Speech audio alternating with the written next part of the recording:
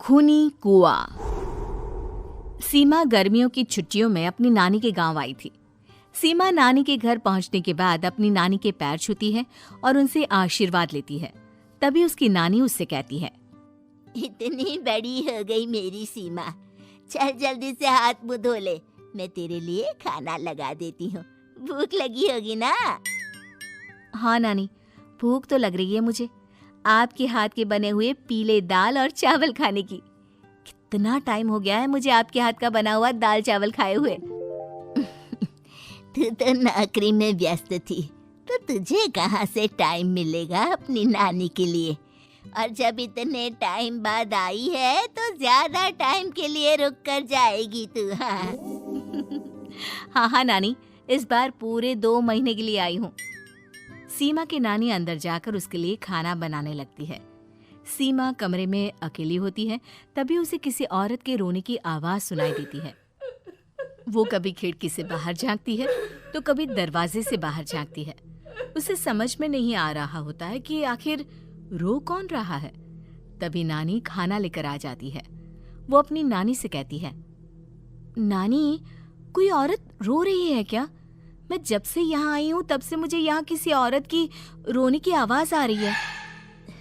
हे भगवान, कहीं ये वही तो नहीं? बोलो ना नानी। अरे कोई नहीं रो रहा, ये तेरे मन का वहम है। और तू ना अब खाना खा ले, ज्यादा यहाँ वहाँ की बातों में ध्यान मत दिया कर। जल्दी से खाना खा और फिर मेरे साथ आ जा मेरे कमरे में, दोनों बैठकर खूब सारी बातें करेंगे। ऐसे ही अगले दिन सीमा अपनी नानी के साथ गांव के बाजार जा रही होती है। उसी रास्ते में फिर से किसी औरत के रोने की आवाज आती है। वो अपनी नानी से कहती है, अरे नानी, क्या सच में तुम्हें अभी भी किसी औरत की रोने की आवाज नहीं सुनाई दे रही? मुझे किसी औरत की बहुत बुरी तरीके से रोने और चीखने की आवाजें आ रही हैं। मैं बहुत परेशान हूँ नानी, आखिर ये कौन है? मुझे लगता है कि सीमा को शहर भेज देना चाहिए, यहाँ रहना उसके लिए ठीक नहीं। नानी बोलो ना, आप चुप क्यों हो जाती हो? सीमा, तू घर चल, मुझे तुझसे बहुत जरूरी बात करनी है। नानी सीमा को घर ले आती है और सीमा से कहती है, सीमा, कल सुबह तू शहर वापस चली जाएगी। अरे अचानक? आखिर क्या बात है नानी, आप मुझे ऐसे जाने को क्यों कह रही हो? मैं बस जो कह रही हूँ उस पर ध्यान दे। तू कल सुबह यहाँ से चली जाएगी, और ये बात मैं कोई मजाक में नहीं बोल रही। तू कल जाएगी तो मतलब जाएगी। अरे नानी, चली जाऊंगी मैं, ठीक है, पर आखिर बात क्या है ये तो बता दो। मम्मी से कोई बात हुई है या फिर मुझसे कोई गलती हुई है जो तुम मुझे अचानक से जाने के लिए बोल रही हो? देख सीमा, रात बहुत हो चुकी है और मुझे इस बारे में कोई बात नहीं करनी। चल, अब चल के मेरे साथ सो जा। सुबह की बस पकड़कर तुझे शहर भी तो जाना है। सीमा को अपनी नानी का ऐसा व्यवहार देखकर बहुत ही अजीब लगता है। उसे कुछ समझ में नहीं आ रहा होता है कि आखिर उसकी नानी उसे अचानक से गांव छोड़कर जाने के लिए क्यों कह रही है। ये सारी बातें सोचते सोचते सीमा की आंख लग जाती है और वो अपनी नानी के साथ सो जाती है। ऐसे ही आधी रात को सीमा को फिर से किसी औरत की रोने की आवाज सुनाई देती है। वो उस औरत की आवाज सुनकर बार बार करवटें बदल रही होती है और तभी उसे सपने में भी एक अजीब सी औरत की परछाई दिखाई देती है, जो इतना चीख चीख कर रो रही होती है कि सीमा डरकर उठ जाती है। वो पूरे पसीने पसीने हो रही होती है। वो अपने आसपास देखती है तो घर में बिल्कुल शांति का माहौल होता है। सीमा घबरा जाती है। वो अपनी नानी को जगाने की कोशिश करती है, मगर उसकी नानी नहीं जगती। सीमा को फिर से उस औरत की रोने की आवाज सुनाई देती है। आखिरकार सीमा अपने आप को रोक नहीं पाती और वो घर का दरवाजा खोलकर बाहर निकलती है। आखिर ये माजरा क्या है? आज तो मैं पता करके रहूंगी। अब आवाज का पीछा करते हुए सीमा आधी रात को गांव के चौपाल के पास बने कुएं के पास पहुंच जाती है, जहां कुएं की चारों ओर बेड़ियां लगी होती हैं। उन बेड़ियों में लगे हुए ताले के साथ एक लाल रंग का कपड़ा और माता रानी का कलावा बंधा होता है। उस कुएं में से सीमा को किसी के रोने की आवाज आती है। सीमा परेशान हो जाती है। इस कुएं में कौन है? कौन है यहाँ? सुनो, कौन है? कौन रो रहा है? वो चिल्ला चिल्ला कर पूछती है और साथ ही लोगों को जगाने की कोशिश करती है, मगर किसी को भी उसकी आवाज सुनाई नहीं देती।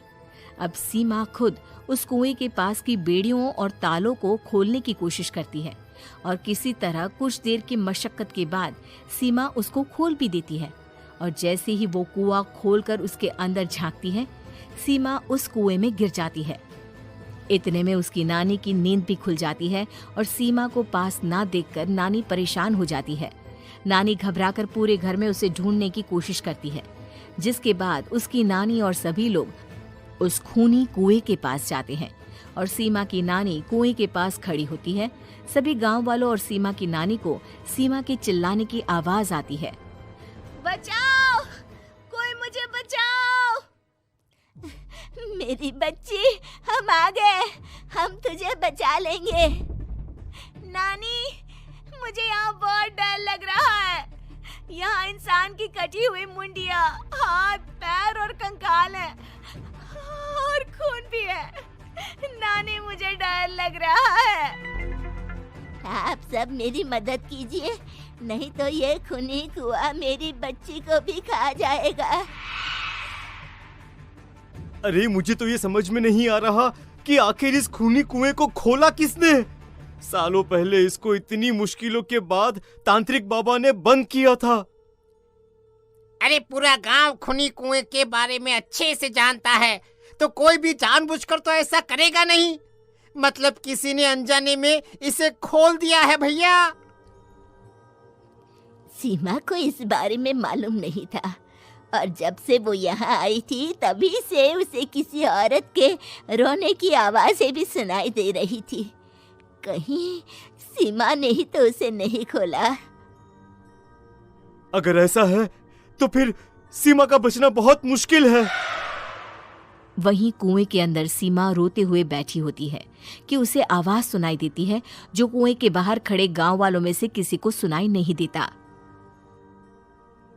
आज सालों के बाद मुझे ताजा खून मिलेगा। तेरा खून पीकर आज मैं अपनी प्यास बुझाऊंगा।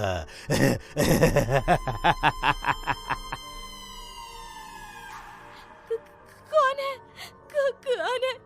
मत मारो प्लीज, मुझे जाने दो प्लीज। मैंने किसी का क्या बिगाड़ा है? वो तुझे मरने के बाद पता चल ही जाएगा।